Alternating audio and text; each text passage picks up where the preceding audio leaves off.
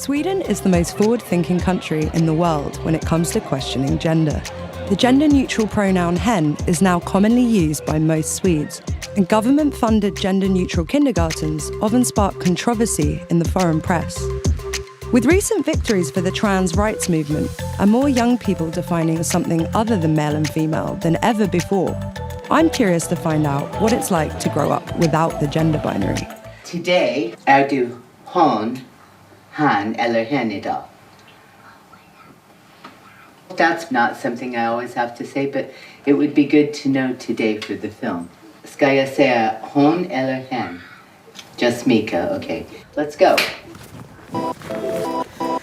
Mika seems like neither a boy nor a girl, just non-binary. And when you ask Mika about Mika's gender, Mika just doesn't really want to talk about it. They bump into a family they know. Hey, Kore. Kore is actually the only other kid we know in Örebro who was assigned male at birth, who also has long hair and wears dresses. Do you let Kore choose their clothes and how they have their hair? We let him choose in the way that is practical for us. Yeah. Now he has started to say that he's a girl. And the other day he's a boy and sometimes he's a cat. It's good for him. It's a part of his childhood.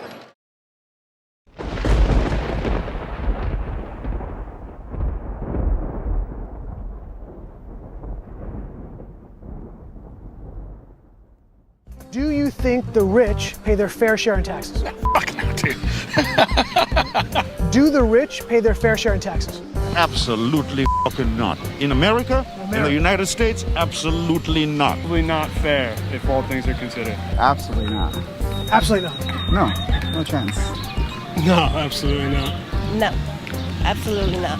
Absolutely not. Yeah, no. Definitely not. Not even close. Yeah. The problem with a lot of them is that they just would rather they'd rather rich. be dead than see poor people be rich or be well off. I mean, I know people in America think of Gaddafi as a negative guy, but let's go back to Libya. Libya, free education, free electricity. Gaddafi was slaughtering people in the streets. He was slaughtering people in the streets. So it's a 6 of this, half dozen of the other. And you've got the most starving, suffering people on the in the richest country in the world. Now wait a second. You come from Zimbabwe. More people are starving in Zimbabwe than here. They sold me a lemon. What percentage should be paid by the top 1%? Probably 60%. 70 or 80%. 75. I think if they could kick it up to 75 to 80, that would be good, man. Hit them up for 80%. They need to be freaking taxed. Well, what's wrong with 90%? 90% is, I like you. I love you, man. 90%. Would you be surprised if I told you that the top 1% pay 40% of all taxes? I would be surprised, yeah. Would it surprise you if I said the rich, the 1%, pay 40% of all taxes in America? Interesting. Would surprise me. Yeah. Do they? Yeah. Oh, interesting. So it's a little more fair than you might have thought. Yeah. What percent of income do you think the top 1% pay? I think they're paying like freaking 2% of that. They're paying 27%. What? 27%. What percent of their income do you think people at the 50% and below pay? Probably higher than 27%. It gets higher the lower your income comes. So what do you think the number is? I think it's probably over 50. It's 4%. Oh, wow. Interesting. That's a little more fair. Yeah, that sounds fair. Man, yeah.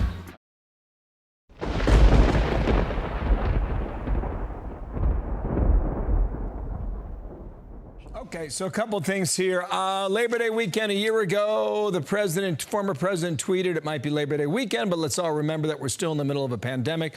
Wear a mask, practice social distancing, and follow the experts. It'll save lives. Well, that was before we had the vaccine, so a lot of things have changed since then. But there was this segment with a New York Times reporter on CNN who said the following about those who attended. Other people said, this is really being overblown.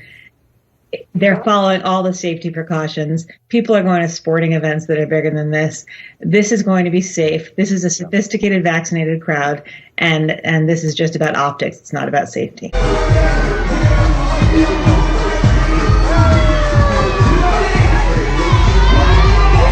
This is a sophisticated, vaccinated crowd.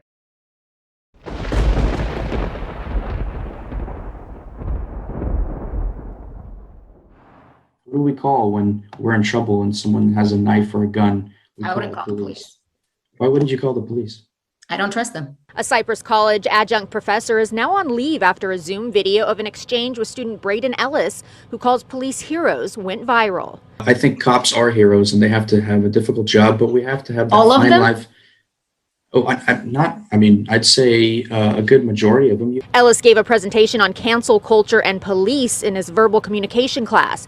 In a discussion afterward, the professor interrupted him multiple times, not agreeing with his support of law enforcement. You have bad people in every business and every part. Wait. Police officers have committed atrocious crimes and have gotten away with it and have never been convicted of any of it. Ellis says he felt attacked. I was shocked. I didn't really expect an answer like that. I was assuming that she would just play devil's advocate, but she put her bias in there and she gave me what she thought of the police, and it was a little bit sad, to be honest with you. And that he worries conservative students can't express themselves properly in college. Our nation is divided. We have been assaulted. It's an act of terrorism. One of the most frightening things for me and most people in my life is that the people committing the assault are among us. That's Orange Coast College professor Olga Perez Stable-Cox lashing out at Donald Trump in her human sexuality class. One student was so offended by the political speech, he recorded it with his cell phone. White supremacist and a vice president that is one of the most anti-gay humans in this country. At this point, it's not even education anymore, it's indoctrination. Josh Ricaldi Martinez is a member of the Young Republicans Club at the school, which has filed a formal complaint. Another student complained on the website ratemyteacher.com. I felt censored and bullied if I did not agree with her opinions. Political opinions she shared in depth with the class. I think it's silly to have anything other than two genders. So Okay. Anything else is a personal Could you please keep that opinion to your own house? Thank you. Not in the So school. you get to put your opinion out in class, and my No, opinion. I am not. My opinion has to stay I inside am my not house. putting my opinion. I am not putting my opinion out. I am stating what is national school authority policy. Okay? Well, it's not scientific whatsoever. You don't have to kick me out of class. I'm and sorry, waste 30 minutes of my time, where I could have been down revising, doing something else. Instead, I state something I believe in. You kick me out of class for 30 minutes. And I'm waiting on the. Take this somewhere else. You can make an official complaint. I'm not going to Please make do. an official complaint. Why not? I just think it's. I know what you think, and I know what the authority thinks. I know what the authority's point of view Well, I know is. what science Very clear that we make no discrimination on the grounds of various. I wasn't making discrimination. I'm simply saying there are two genders, male and female. Yeah. Anything else is a personal identification. Last month, Evergreen State College in Washington went crazy when a professor of evolutionary biology named Brett Weinstein objected to a day of absence when white students and faculty were asked to voluntarily leave campus. Weinstein branded it a form of racial segregation. A group of student protesters called him a racist. The confrontation incited further protests, debates over free speech, and claims of systemic racism on campus. Would you like to hear the answer or not? No! Okay. This is the video viewed by millions that put Evergreen State and Weinstein in the national spotlight. This is not a discussion. You have lost that one. This is not a discussion. You've lost that one. Yeah, you've lost that one. So what are they doing here if they don't want to talk to you? Well, this is part and parcel of their central mode. They're just simply shutting down somebody that they don't want to hear from. I am not interested in debate. I am interested only in dialectic, which does mean I listen to you and you listen to me. The protests have been effective, but it's unclear if they're widely supported. Many students told us that they've been hesitant to publicly dissent. Kirsten, who also didn't want us to use her last name, is one of Weinstein's students. I'm afraid of having a nuanced opinion because I'm afraid that my opinions and I will be stigmatized. It's a rather strange sentence to hear on a university campus. I'm fearful of my nuanced opinion. So I feel that I do not have the ability to speak if I have disagreements with the methods that are being used in the protests. There is this issue of what I can say and what I can't say and who's going to dismiss me or demean me for saying it. And that is new in the American discourse.